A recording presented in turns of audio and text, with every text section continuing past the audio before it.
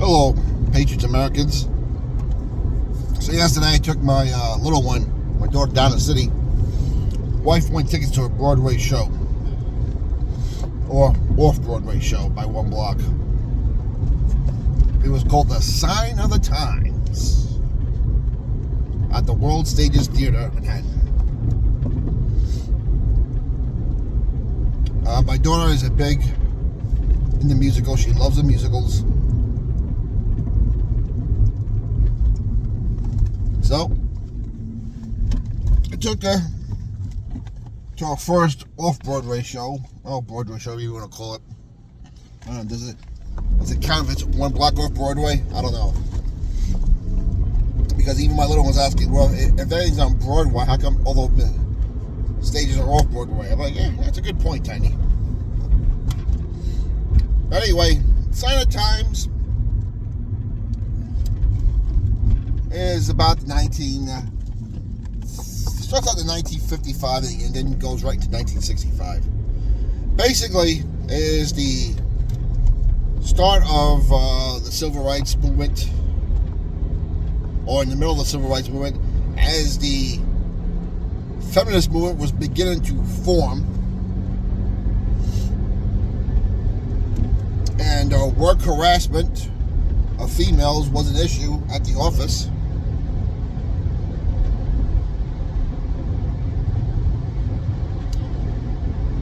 Of course, they had to throw in the whole gay agenda in there, the LGBT thing, because in the show, a woman leaves her almost fiance to go to be in New York to be a photographer, only to find out that he's been drafted to go to Vietnam. And of course, he comes back, he gives a surprise visit in New York. She's shocked because she's been having a fling with someone else. And he brings in one of his army buddies. He goes, listen, I found my true identity. And of course, he reveals him his boyfriend from Vietnam. Now listen, as far as the show goes, it is basically a music history box, which is fine. History is history. It should be taught. Whether you like it or not, whether it's good, bad, or indifferent. You have to learn from it. But in order to learn from it, you have to know what actually happened.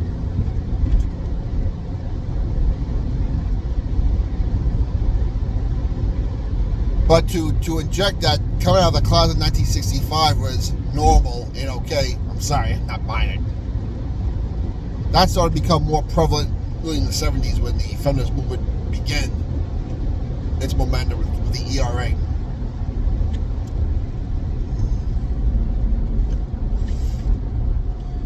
But, you know, it's the one part of the show where when he comes out of the closet and reveals his boyfriend, he had all the clapping and oh yes, oh yes. And I'm like looking at this. Okay, first of all, why are the men clapping? Because either one, you're gay, or two, you think this is so, or you're not gay, you think this is so awesome that he found his true self when it's an abomination against God.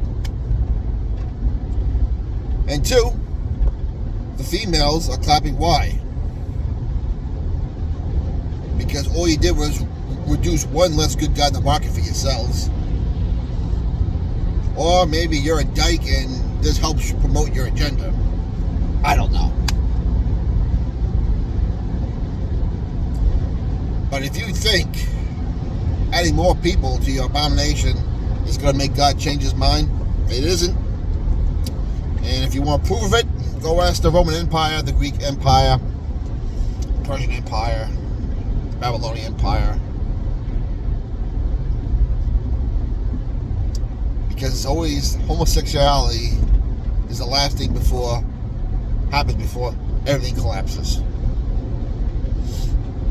And we're now seeing it in Europe. They're trying to really force it down here in this country. But many are not having it. Even if they were not tolerant to it, a lot of homosexuals are saying we're being targeted again. We were doing so good, and the LGBT pedophilia ring messed things up.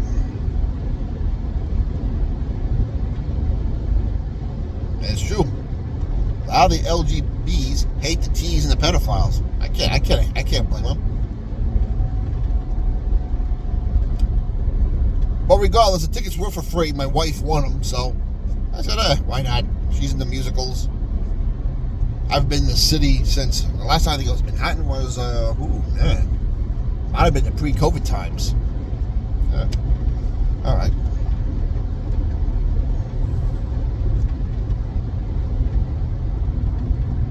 But I just thought I'd give you my thoughts on the Broadway show, Sign of the Times. I mean, from a historical point of view, there's a lot of accuracy towards it.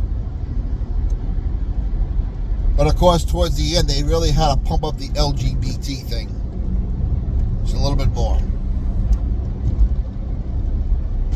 And this is getting pretty common in old TV shows, TV movies, Netflix shows. And they keep wondering why people don't want to go out and spend their money on this crap.